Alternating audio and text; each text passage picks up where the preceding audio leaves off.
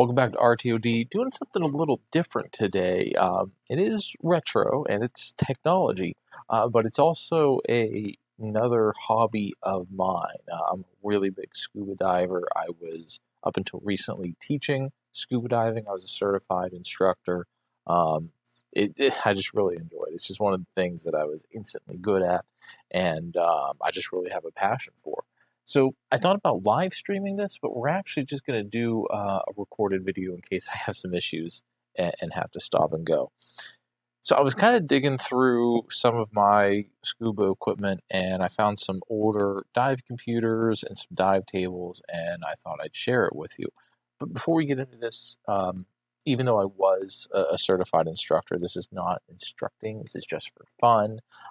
This whole video is just for informational purposes. You can't take this and go out and go diving. Diving can be, let's start, it's an extremely safe sport, but it can be dangerous if you don't do it correctly.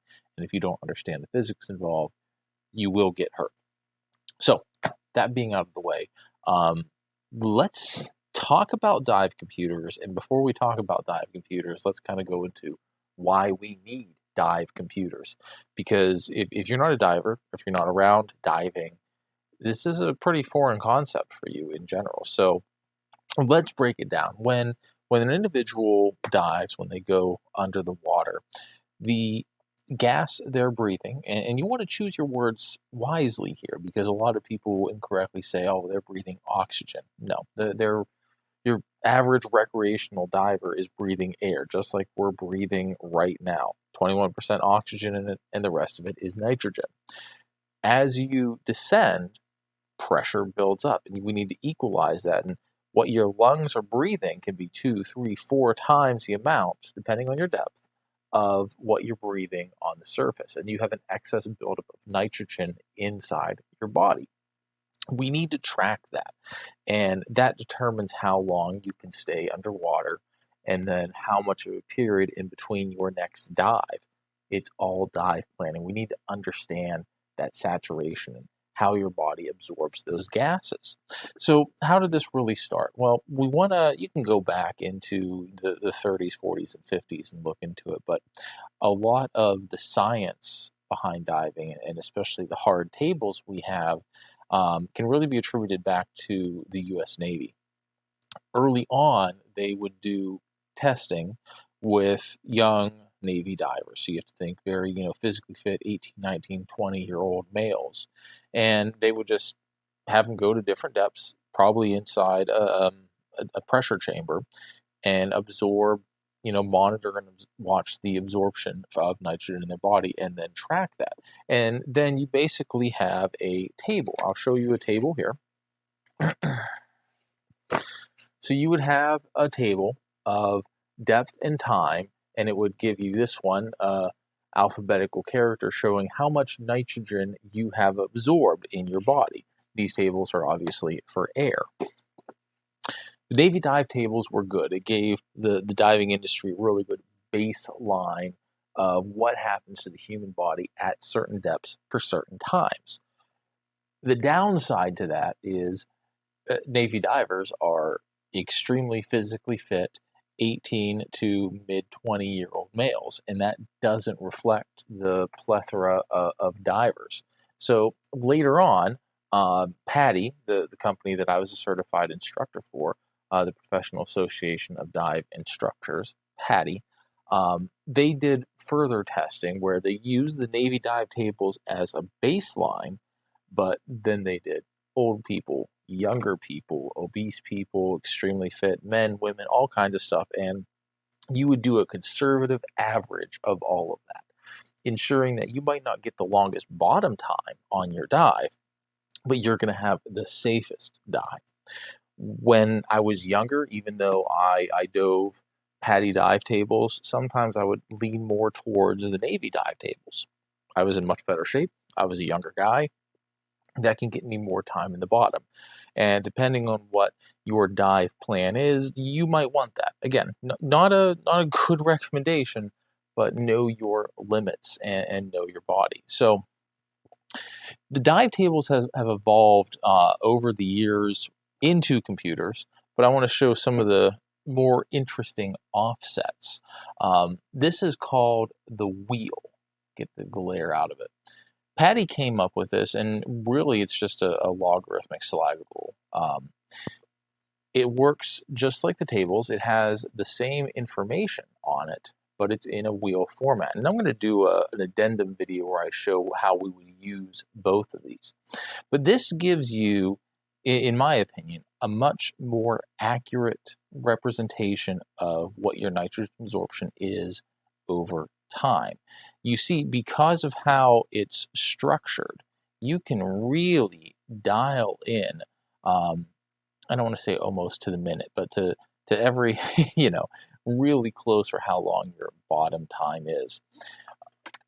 On these tables, if you're, go to 42 feet, we always say we round up, right? But you go from 40 to 50. So if you spent your dive at 45, you can't really accurately reflect that on this table, but on the wheel, you can really dial into the exact depth you are per foot to look at your nitrogen absorption. You're probably saying, I don't understand any of this. Well, let's do a little problem here. All right, a poor jump cut there because I had to adjust the controls of the camera. That's why I didn't want to do this live, because I knew there were going to be issues. So let's zoom in a little bit.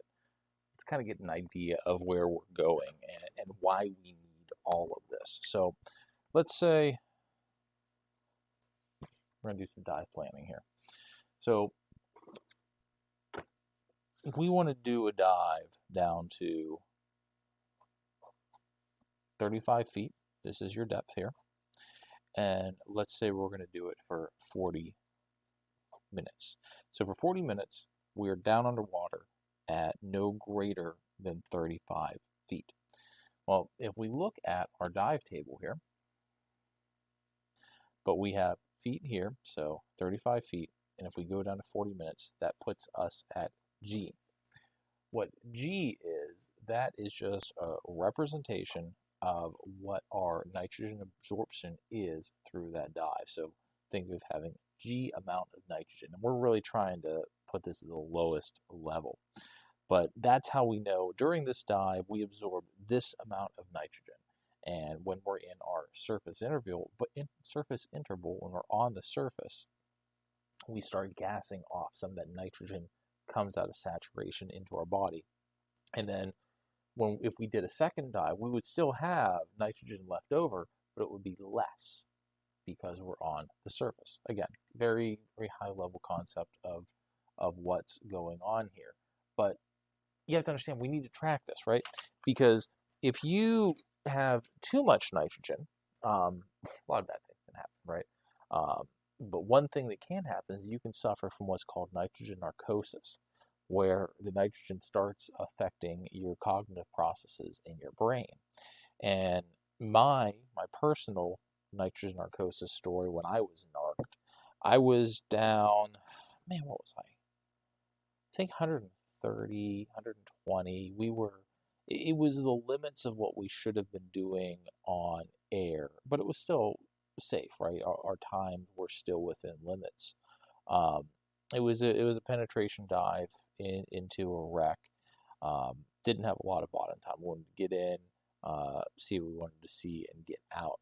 And I remember being down there, being in I think O1 level, right? So right at the top of the deck. You started to feel it and hear it. Some people will call it jungle drums, where you actually hear the blood pressure pumping around inside your eardrums. I started to hear that. I knew, things were getting a little wonky, but I really didn't pay attention to it. But I vividly remember, we were there in the ship, and put my system on, and I had my regulator in my mouth, right? I'm breathing through it, and I remember thinking, I'm having a hard time breathing, right? I'm checking my gear. I still have enough pressure in my tank. Everything's going good. I even reached back. Yeah, the valve was open, but thinking, I can't breathe. There's something wrong. And at this point, the nitrogen was sort of starting to really get to me, and I thought, well, I can't breathe because there's something in my mouth. Well, yeah, that was the regulator, right? So I ripped the regulator out of my mouth. I took a deep old breath, and it was all salt water, right? So, you know, luckily that was kind of the slap in the face, and at that time I was a more experienced recreational diver. I think I just started my professional arc at that point, so it was it was eye opening, right? So where I'm going with this story is nitrogen narcosis can really affect your thinking, and you're not really doing a lot of smart things. So we need to track that. We need to monitor if our dive tables are off, if our pre-planning isn't correct. We can overshoot these limits. We can have too much nitrogen in our body, and we can get ourselves into a lot of trouble. Um, that's on the lighter side. It can go a lot worse. Unfortunately, I've had divers, pass away on trips I was on, or luckily none of my students, fortunately. But it is part of the sport because you can get into a situation where you ascend too quickly, you have a lung embolism, or yeah, a whole bunch of other stuff. So with that out of the way, let's talk about some dive computers. So we've seen some evolution of the dive tables from different companies. PADI is by no means not the only one in the business right now. There's all kinds of different dive tables, but they all really do the same thing. Also on the recreational side, we can look at nitrox, where we are adjusting the percentage of oxygen in the gas that we breathe, either 32 or 36% oxygen. Of course, you have a different dive table for that. If we are diving at altitude, let's say you were diving a lake or something in the Rocky Mountains, you would have to adjust for altitude. And there's different equations you would use your dive tables for that.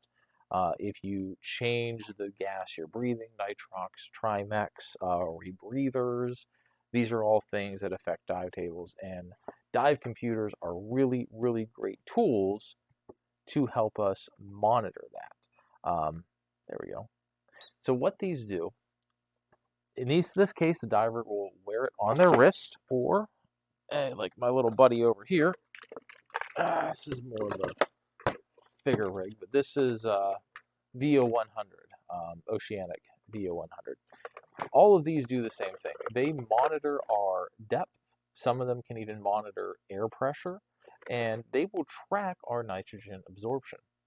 They will also tell us when it's safe to dive again. They'll tell us when it's safe to fly, because you can't fly within a certain period of diving. If we're doing multiple dives, it can give us a dive profile.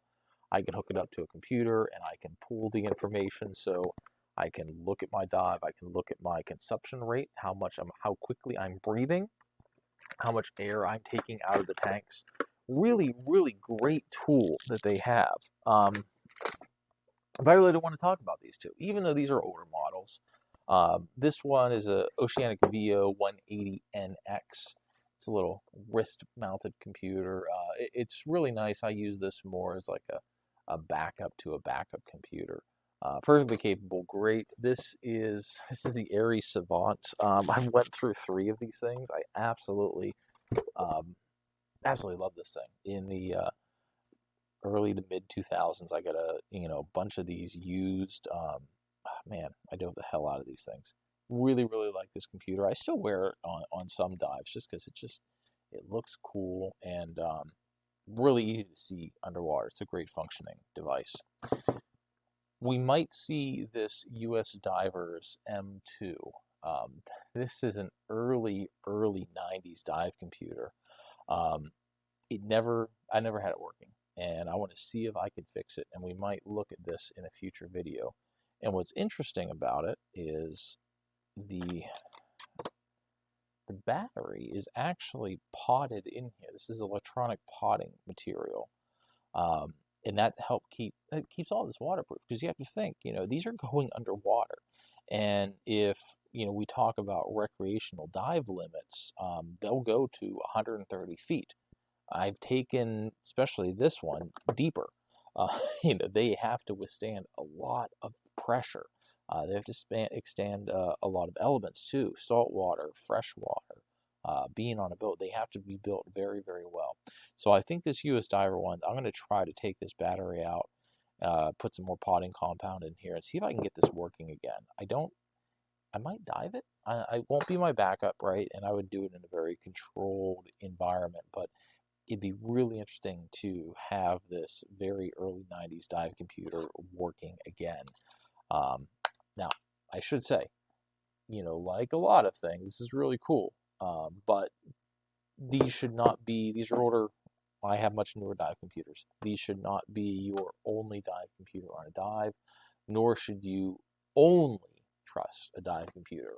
Pull out your tables, whether it's a traditional table or the wheel, plan your dive your plan, use the computers as a tool, but they are not there as a crutch. They are there to help you. That out of the way. Two other things I want to show. This is Patty's ERDP. I never, I don't want to say I never, but I refuse to let students use this as a crutch, because what this is it's the dive table, right? It's all of this, but in a pretty easy to use format. Um, let's see. So you would do, dive planning, surface interval, maximum depth. So you can go through here and plan out your dive. Hey, is it a multi-level dive? No. First dive? Yes. Enter depth. So let's say we're doing 30 feet. No decompression limit is 205 minutes. So basically what that's saying, at 30 feet, I could stay down there for 205 minutes. Your average recreational diver won't have that much gas nor that much control to breathe for that long, but that's fine. So let's say we're down there for 40 minutes. And there we go. G. Just like we said before, you are a G diver. This is a really nice little tool. What I don't like about it is this battery. There's no, well, one, this is not a, if this thing gets wet, it's done, right? But there's no real O-ring on this. There's a little piece of rubber there, but we tested this with a spare one, and just getting a little bit amount of just normal splash on it, this will actually fail. That's no way to have a piece of equipment that you're planning your dive with. It's great for doing pre-diving, like before you get to the site, before you get to the boat. Post diving to verify your numbers back at the hotel or something. I would not take this out in the boat. I would never take this to a dive site. This just lives in my dive book, and I really don't even use it. It's just a neat little thing. That's about it. But this is probably going to be the star of the video. This is probably 1950s. It's a Cressy Sub SOS. What do they call this? The DCK Automatic Decompression Computer. No batteries. Well, how's it a computer, Mike? Well, so what a lot of dive companies did in the 50s and 60s, when they would come out with dive computers or decompression computers, it was very, very manual. And I'm going to show you what I mean. Let's take this apart. I've never actually dove with this, and I almost don't want to. Not because I just don't want to break it. That's the only reason. But it's really, really interesting what they did, what the manufacturers did back then. All right, so give you an idea. This is the tube up here that gives you your display. Inside this bladder, you see there was a liquid in here. That's where the staining is over years. It is dried up and evaporated. Basically what this does, there's a predetermined volume in here of some gas. I don't know exactly what it is.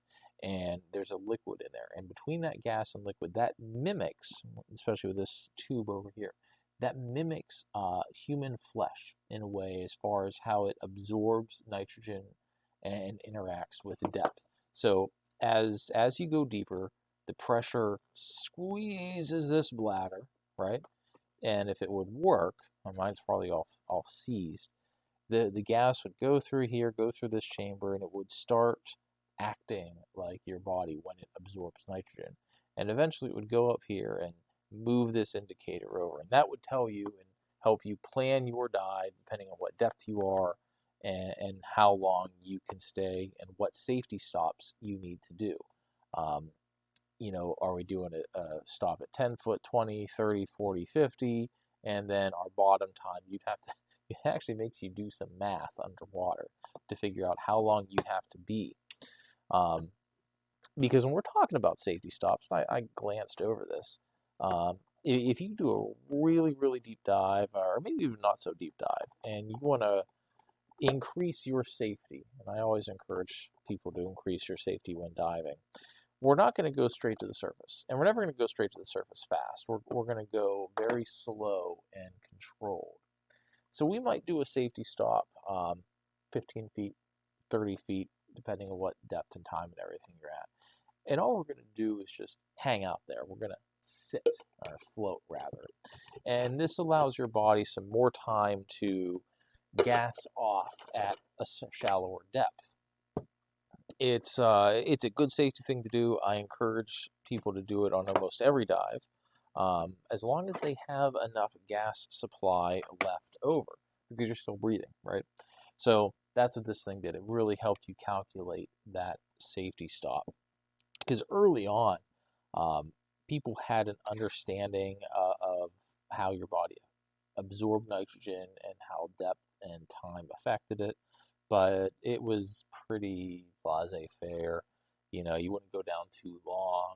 You might go until your tank would start banging, because at that time, we had J valves, and when your tank would breathe down, because you didn't have gauges on it, right? So you would breathe down your tank, and then it would get hard to breathe. You have to reach back and you pull this lever down, and that would allow you reserve. Like, all right, well, now I'm on reserve. We're going to go to the surface, and you don't have a dive computer to tell you how fast or slow you're going.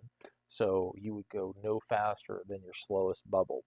Um, I've done this a few times. I have a vintage set, old double hose regulator. I have a steel 72 with a J valve, and it's a very cerebral diving experience. You really have to be in tune with your equipment. You have to know how it feels to breathe at certain depths. You have to know what it feels like to breathe when you need to pull that J valve and bring more gas into it. Well, the gas is always in the tank, but it allows it to breathe through. Um, yeah, pretty interesting things. I just really wanted to show this with you. We might be seeing this M2 again. Hopefully, we'll see. And I'm probably going to do a quick addendum video to kind of go over some dive tables to make all of this make sense. I'm sure this was rambling. It might have been better off as a live stream. I don't know. I just had everything out, and I kind of wanted to share it with you. What do you think? Would you want a more structured video on tech of diving? Would that be something you'd like? Let me know in the comments below. We're probably going to get back to our regularly scheduled Retro Tech or Dive. Thanks for watching.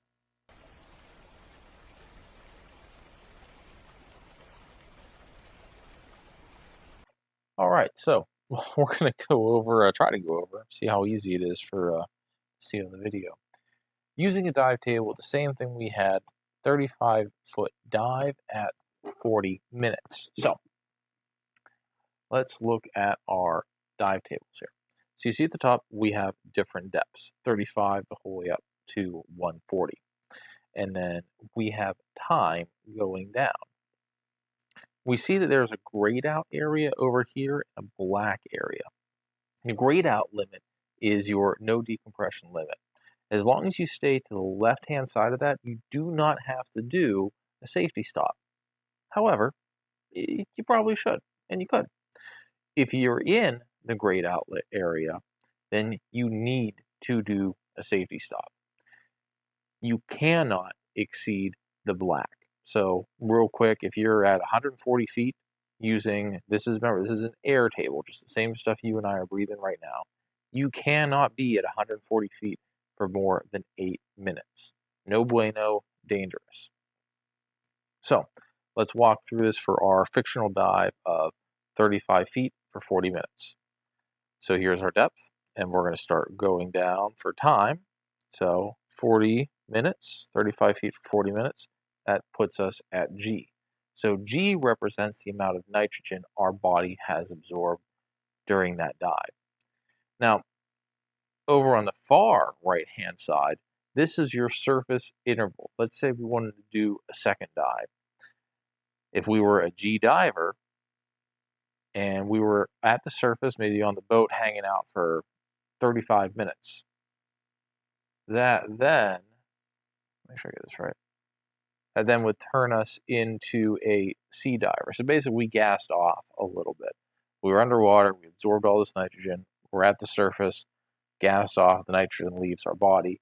If we started our second dive, we still have a nitrogen load from the first dive, but we have less. And then that would get into the back of this chart, but this isn't a class on that, so we're not going to go over that. Let's do the same thing with the wheel, and let's try to do this so you can see it. Now, they don't make this anymore, and if you even buy a recent PADI publication, they're not even going to talk about the wheel.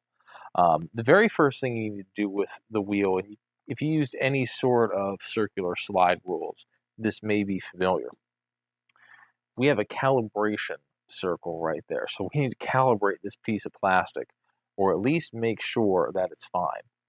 So we have three planes here. We have this rectangle that doesn't move, we have a circle that moves, and then we have this little arm. On the circle and arm are printed 2 dots, and then on the back plane, there's a circle. And what we need to do is put the 2 dots, line them up inside that circle. Now, the idea is, when the plastic's new and the plastic's perfect, those 2 circles, or those 2 dots will line up in that circle.